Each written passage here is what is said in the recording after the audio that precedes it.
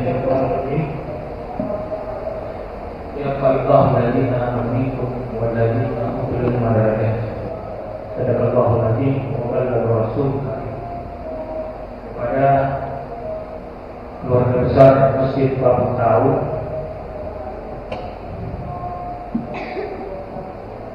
saya berharap bahwa kita berharap semua atau kita harapkan bahwa yang hadir di sini bukan hanya atau kita dipersatukan, kita dipersaudarakan, bukan hanya karena adanya momentum, bukan hanya karena adanya bulan, dan juga bukan hanya karena adanya siklus hijriah, tetapi harapan besar kita adalah kita dipersatukan atau dipersaudarakan oleh Allah Subhanahu wa Ta'ala. Assalamualaikum warahmatullahi wabarakatuh. Alhamdulillah, wassalatu wassalamu ala rasulillah wa ala alihi wa sahbihi wa man tabi'ahu bi ihsan ila yaumil qiyamah. Pada subuh hari ini, materi yang saya akan sampaikan, materi politik itu berputar pada bagaimana melihat nilai daripada Ramadan. Artinya bagaimana melangitkan Ramadan, bukan hanya membunyikan, bukan menduniakan, minimal kelas kitanya. Setidaknya ada 4 golongan ketika bulan Ramadan datang. Namun sebelum saya spesifik itu, saya menganalogikan begini. Ada jersey tahu kan? Jersey itu kostum. Misalnya ada kostum Maradona yang saya pegang. Terus kostum ini saya coba jual pada satu orang. Orang ini kategorinya tidak suka sepak bola. Mungkin jersey dia tidak akan beli. Itu yang besar. Terus kita tawarkan kembali jersey ini ke orang kedua. Dia fanatik bola, tapi dia tidak fanatik pada kesebelasan Argentina misalnya. Mungkin dia akan lihat jersey ini apakah ini KW atau original. Paling dia hargai 1 juta. Terus kita tawarkan ke orang ketiga, orang yang fanatik sepak bola, dia juga fanatik kesebelasan Argentina misalnya. Apalagi ada Maradona gitu. Mungkin akan lihat, ini barang branded. Mungkin dihargai 8 juta. Nah, ketika kita tawarkan jersey ini terhadap orang yang mengagungkan dia, terbukti tahun lalu ini udah jersey Maradona yang dipakai pada tahun 86 pada saat terjadinya gol keangkuhan Maradona itu masuk di rumah langsung di Inggris. Itu harganya berapa? 172 miliar. Ini 4 orang kita tawarkan dengan barang yang sama, tapi kenapa harga berbeda? Ini yang saya sampaikan tadi, bahwa ada 4 golongan, ada 4 di taklim ulama bahwa umat Islam menghadapi Ramadan itu dengan 4 model. Pertama, ketika Ramadan itu dia hanya anggap biasa ketika datang bulan Ramadan.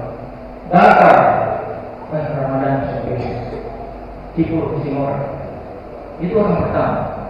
Terus ada juga orang kedua yang disampaikan ulama bahwa ketika 10 hari pertama Ramadan itu ibadahnya naik. Lalu 20 hari terakhir itu anjlok ibadahnya. Itu orang kedua. Terus orang ketiga kita lihat, atau golongan ketiga umat Islam, itu ketika Ramadan masuk naik, grafiknya naik. Terus 10 hari kedua itu datang. Lalu masuk hari ketiga 10 hari terakhir itu zikir. Dia beribadah hanya pada malam-malam ganjil. Dan ketika kita lihat orang keempat, yaitu ketika Ramadan datang 10 hari pertama itu naik grafik. Lalu 10 hari kedua lebih naik lagi. Dan 10 hari ketiga dia melakukan sprint untuk ibadah. Inilah fenomena bahwa ada orang-orang yang kita lihat berbeda dalam hal memilih Ramadan. Sehingga saya sampaikan tadi bahwa bagaimana kelas kita naik. Saya mencoba untuk berbicara tentang keistimewaan Ramadan. Sekurang-kurangnya ada 3 dan banyak. Yang pertama, saya datangkan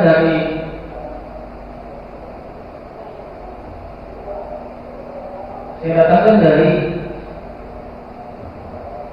Tolha, sahabat Tolha. Jadi sahabat Tolha ini satu dari 10 orang sahabat yang telah dijamin masuk surga. Mungkin Bapak Ibu sudah sering mendengar ini. Tolha ini menemukan ada 2 orang Yaman datang ke Mekah. Itu mau masuk Islam, hidup di Mekah. Lalu pada kesempatan berikutnya ada undangan untuk perang jihad. 2 orang sahabat ini yang selalu berjalan bersama itu ikut berperang, dan hasil ada satu sahabat itu meninggal di medan pertempuran, dan satu sahabatnya lagi itu masih diberikan hidup 1 tahun setelahnya, baru dia meninggal. Meninggalnya juga biasa, cuma sakit itu mati. Nah, peristiwanya adalah ketika Tolha bin Ubaidillah ini bermimpi. Jadi kalau mimpi seorang sahabat atau mimpi seorang orang yang hidup, ketika menemui orang yang sudah mati dalam mimpinya, itu dijelaskan dalam Surah Az-Zumar 14. Jadi kalau fikihnya Ahlussunnah wal Jamaah itu adalah hak benar. Tolha bertemu dengan 2 sahabatnya ini di surga, di depan surga. Lalu ada panggilan untuk masuk surga. Ternyata yang masuk duluan ke dalam surga itu adalah sahabat yang bukan mati syahid, sahabat yang meninggal setelah 1 tahun dari sahabat yang pertama. Lalu setelah itu baru ada panggilan untuk sahabat yang mati di medan jihad. Di sini Tolha itu agak bingung. Saking bingungnya dia coba mencari tahu di beberapa sahabat yang lain dan tidak menemukan jawaban yang pas. Namun berita ini sampai ke telinga Rasulullah SAW.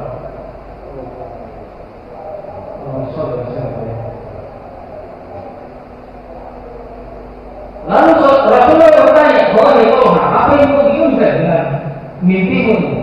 "Ya Rasulullah, saya mengumumkan, saya berkenalan dengan 2 sahabat karib dari Yaman ini. Itu ketika di dalam surga yang dipanggil pertama itu orang yang bukan mati syahid, tapi orang yang setelahnya mati biasa-biasa saja. Lalu setelah itu baru ada panggilan kepada sahabat yang kedua itu." Lalu Rasulullah bertanya kepada Tolha, "Wahai Tolha, apa yang kau inginkan? Bukankah sahabat yang tadi yang 1 tahun setelah meninggal sahabat ini itu menjalani 1 tahun untuk sholat?" "Betul ya Rasulullah." "Wahai Tolha, apakah sahabat yang satu ini bertemu dengan Ramadan?"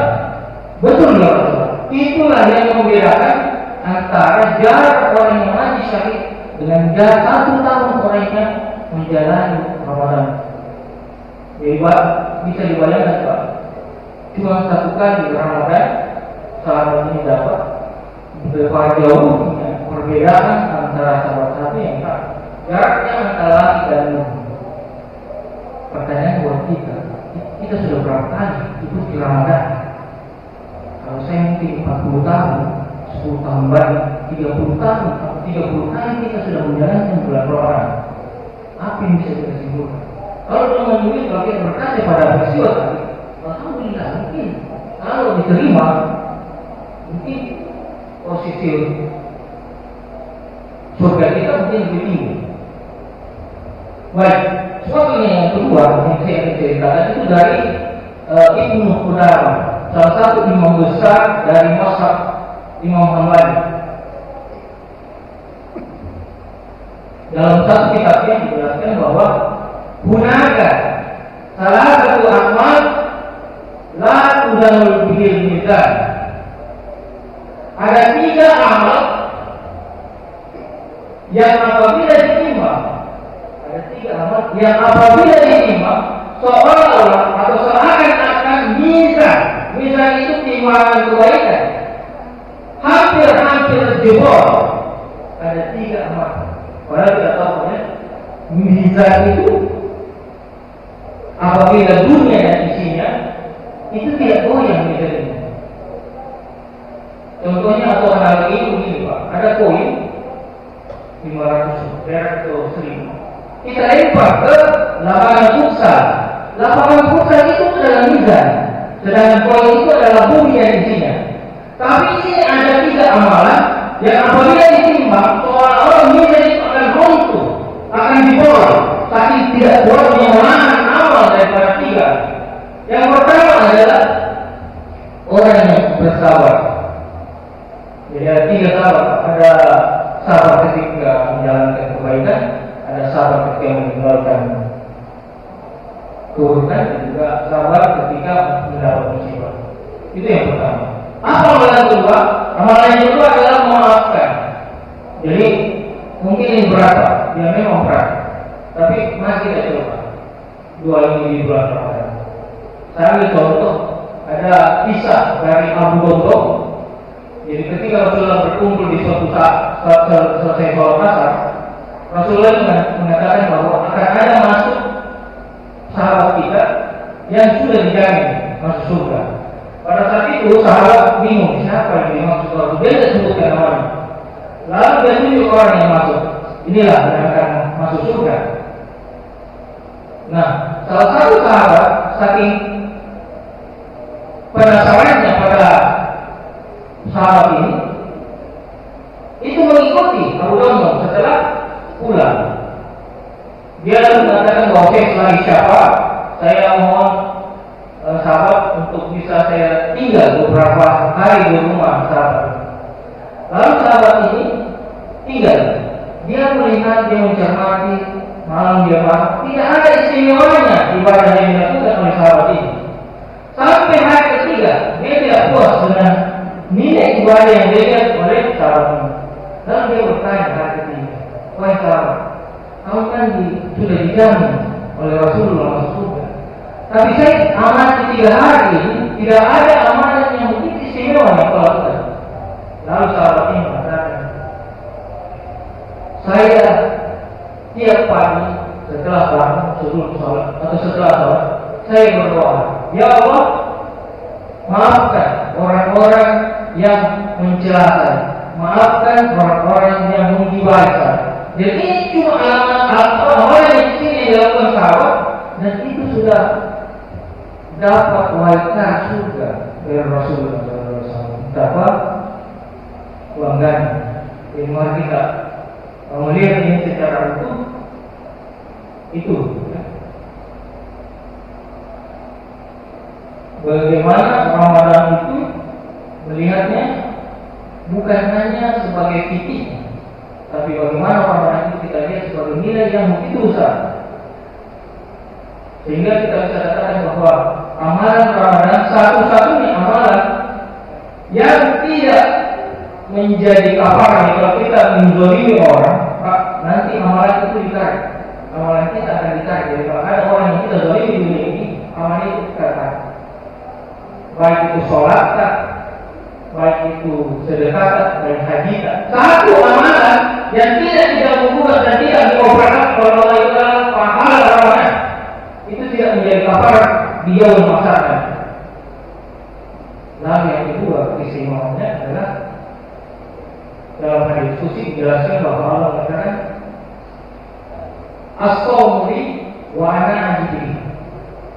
Sholat puasa itu untukku dan aku yang akan membalasnya. Bagaimana kita lihat beberapa amalan itu personifikasinya nominal. Katakan begini Pak, kalau kita sholat di masjid bagi laki-laki itu 25 derajat, ada nominalnya. Kalau kita sholat subuh, ya, sholat subuh itu bisa membebaskan 40 budak, kita ada nominalnya. Kalau kita sholat di Masjidil Haram, dikatakan amalnya itu ada 100.000. Semua pakai nominal. Satu-satunya amal yang tidak pernah ada personifikasi nominal itu cuma bulan Ramadan. Saking besarnya amalan Ramadan yang kita jalani. Saya berharap bahwa kita sadar untuk senantiasa menjalankan sisa-sisa Ramadan kali ini. Masih ada 12 atau 11, tapi jangan berpikir 12-11-nya. Kalau Ustaz Khalid Basara mengatakan bahwa hari emas itu adalah hari yang telah lewat. 11 ke depan itu bukan pemilik, tidak ada jaminan memiliki hal itu. Makanya tiap nafas kita untuk ibadah Ramadan itu kita biasakan sedekah, zikir dan sebagainya. Kesimpulan dari ceramah saya atau kultur saya hari ini, mari sama-sama saya mengajak saudara-saudara saya untuk melahirkan Ramadan, menjadikan amal-amal Ramadan itu menjadi amal-amal terbaik dibanding tahun-tahun sebelumnya. Yang kedua, insya Allah 10 hari ke depan atau hari-hari 10 hari terakhir, panitia atau dalam hal ini ada panitia telah merancang untuk melaksanakan sholat lain. Ini adalah program yang lama kita tunggu. Mudah-mudahan saya mengajak kepada jamaah sekalian untuk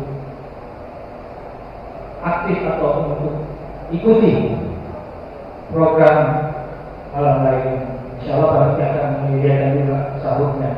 Jadi bisa datang pada saat malam atau pada saat pelaksanaan sholat lain itu jam 2 sampai jam 3. Mudah-mudahan kita dengan begitu keberhargaan dari Masjid Bau kami itu terangkat dan mudah-mudahan pembangunan itu tidak akan jadi masalah di kemudian hari. Untuk sementara juga yang dapat saya sampaikan, lebih dan kurangnya saya mohon maaf. Mari kita membaca doa